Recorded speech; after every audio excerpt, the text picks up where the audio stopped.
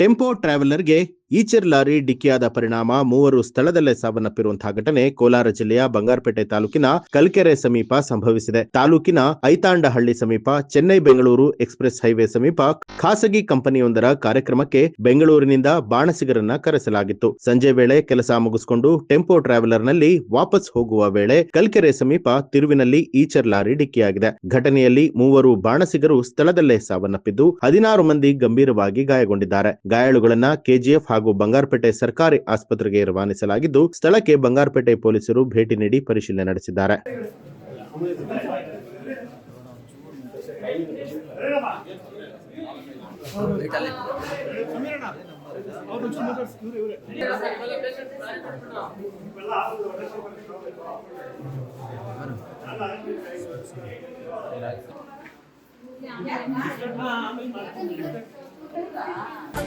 News alert ನಿಮ್ಮಿಂದ ನಿಮಗಾಗಿ.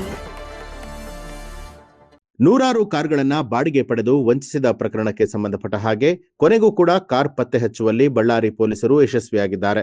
ರಾಯಚೂರು ಜಿಲ್ಲೆಯ ಸಿಂಧನೂರು ತಾಲೂಕಿನ ಆರೋಪಿ ಎಂಡಿ ಜಾಹಿದ್ ಬಾಷಾ ಬಾಡಿಗೆ ನೆಪದಲ್ಲಿ ಬಳ್ಳಾರಿ ಜಿಲ್ಲೆಯಿಂದ 103 ಕಾರ್ಗಳನ್ನ ಪಡೆದು ಕಡಿಮೆ ದರಕ್ಕೆ ಬೇರೆಯವರಿಗೆ ಮಾರಾಟ ಮಾಡಿದ್ದಾನೆ. ಈ ಸಂಬಂಧ ಕೌಲಾ ಬಜಾರ್, ಬ್ರೂಸ್ಪೇಟೆ, ಗಾಂಧಿನಗರ ಠಾಣೆಯಲ್ಲಿ ಪ್ರಕರಣ ದಾಖಲಾಗಿದ್ದು, ಪೊಲೀಸರು ಜಿಪಿಎಸ್ ಟ್ರ್ಯಾಕ್ ಮೂಲಕ 44 ಕಾರ್ಗಳನ್ನ ಪತ್ತೆ ಮಾಡಿದ್ದಾರೆ. ಈ ಕುರಿತು ಕಾರ್ ಮಾಲೀಕರಿಗೆ SP doctor Shobharani car key ಹಸ್ತಾಂತರ ಮಾಡಿದ್ದಾರೆ.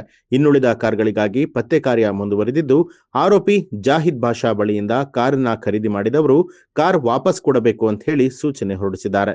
ಇನ್ನು ಆರೋಪಿ ಬಾಷಾಗಾಗಿ ಶೋಧ ಕಾರ್ಯವನ್ನ ಮುಂದುವರಿಸಿರುವುದಾಗಿ ತಿಳಿಸಿದ್ದಾರೆ. ಈಗಾಗಲೇ ನಿಮ್ಮ ಹತ್ರ ಯಾರ ಹತ್ರ ಇದೆ ಇದು ಮಾಹಿತಿ ಯಾರಿಗೆ ಗೊತ್ತಾಗಿದೆ, ಈ ಮೂಲಕ ಮಾಧ್ಯಮದ ಮೂಲಕ ನೀವು ಹಿಂತಿರುಗಿಸ್ಬೇಕು. ಇದು ಕಳ್ಳತನದಂತ ಗೊತ್ತಾದ ಮೇಲೂ ನೀವು ಇಟ್ಕೊಳ್ಳೋದು ಸರಿ ಇಲ್ಲ ಅಂತ ಈ ಮೂಲಕ ನಾನು ವಿನಂತಿಸ್ತೀನಿ. ರಿಕವರಿ ಆಗಿದಲ್ಲ ಮೇಡಮ್, ಈ ಕಾರ್ ಮತ್ತೆ ಇಟ್ಕೊಂಡಿದ್ದ ಅಥವಾ ಪರ್ಚೇಸ್ ಮಾಡಿದ್ದಾರೆ ಸಿಕ್ಕಿದ್ದು ನಿಮಗೆ ಇವೆಲ್ಲ ಕಾರ್? ಅವರು ವಿತೌಟ್ ಇದರಲ್ಲಿ ಏನು ಡಾಕ್ಯುಮೆಂಟ್ಸ್ ಏನು ತೊಗೊಂಡಿಲ್ಲ. ಕೆಲವರು ಅವರು ಪರ್ಚೇಸ್ ಮಾಡಿದ್ದಾರೆ ಅಂತಲೇ ತಿಳಿಸಿದ್ದಾರೆ. ಬಟ್ ಯಾವುದೇ ರೀತಿ ಓನರ್ದು ಕನ್ಸೆಂಟ್ ಇಲ್ಲದೆ ಮತ್ತು ಡಾಕ್ಯುಮೆಂಟೇಷನ್ ಇಲ್ಲದೆ ತೊಗೊಳ್ಳೋದೂ ಸರಿ ಇಲ್ಲ. ಯಾಕೆಂದರೆ ಇದು ಅಡ್ಡಾದಿಡ್ಡಿಯಾಗಿ ಮಾರಿರ್ತಾರೆ. ಅದರಲ್ಲೇ ಗೊತ್ತಾಗುತ್ತೆ ಇದು ಏನೋ ಒಂದು ವ್ಯವಹಾರದಿಂದ ತೊಗೊಂಡಿರೋಂಥ ವೆಹಿಕಲ್ ಅಂತ ಅವ್ರಿಗೆ ಅನ್ನಿಸ್ಬೇಕಾಗಿತ್ತು. ಆಯಿತು, ಗೊತ್ತಿಲ್ಲದೆ ಏನಾದರೂ ಮಾಡಿದ್ರೂ ಅದನ್ನು ಅವರು ಹಿಂತಿರುಗಿಸ್ಬೇಕಾಗುತ್ತೆ.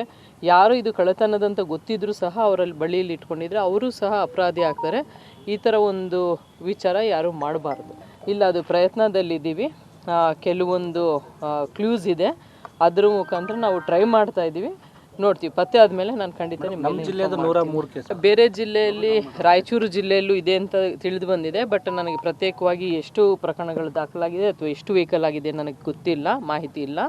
ನಮ್ಮ ಜಿಲ್ಲೆಯಲ್ಲಿ 4 ಠಾಣೆಗಳು ಸೇರಿ 103 ವಾಹನಗಳು ಈ ರೀತಿಯಾಗಿ ಮಾಡಿದೆ ಅಂತ ತಿಳಿದು ಬಂದಿದೆ. ಈಗ 44 ವೆಹಿಕಲ್ ಏನು ಸಿಕ್ಕಿದೆ ಅದು ಓನರ್ಗೆ ಹಿಂತಿರುಗಿಸ್ಬೇಕು. ಕೆಲವೊಂದು ಮಾಹಿತಿ ಮೇಲೆ, ಕೆಲವೊಂದು GPS ಮೇಲೆ ಆ ಥರ ವಿಚಾರಗಳು ಎಲ್ಲಿ ತಿಳಿದು ಬಂದಿದೆ ಅದ್ರ ಮುಖಾಂತರ ನಾವು ಮಾಡಿದ್ದೀವಿ ಇದುವರೆಗೂ ಪತ್ತೆ. ಇನ್ನು ಉಳಿದ ವೆಹಿಕಲ್ ಸಹ ನಾವು ಪತ್ತೆ ಮಾಡ್ತೀವಿ. ಈ ಮೂಲಕ ನೀವು ಯಾರಾದರೂ ತೊಗೊಂಡಿರೋರು ಇದರಲ್ಲಿ ಈ ಮೂಲಕ ಮಾಧ್ಯಮದ ಮೂಲಕ ವಿನಂತಿಸ್ಕೊಳ್ತೀನಿ, ದಯವಿಟ್ಟು ನೀವು ಆಲ್ರೆಡಿ ಏನಾದ್ರು ತೊಗೊಂಡಿದ್ದಲ್ಲಿ ಈ ಒಂದು ಪ್ರಕರಣಕ್ಕೆ ಸಂಬಂಧಪಟ್ಟಂತೆ, ಏಕೆಂದರೆ ನಿಮಗೆ ತೊಗೊಂಡಿರೋರಿಗೆ ಗೊತ್ತಿರುತ್ತೆ ಯಾರ ಮುಖಾಂತರ ತೊಗೊಂಡಿದ್ದೀರಿ ಅಂತ, ಅದು ಹಿಂತಿರುಗಿಸ್ಬೇಕು ಅಂತ ಈ ಮೂಲಕ ನಾನು ವಿನಂತಿಸ್ಕೊಳ್ಳುತ್ತೇನೆ. ನ್ಯೂಸ್ ಅಲರ್ಟ್ ನಿಮ್ಮಿಂದ ನಿಮಗಾಗಿ.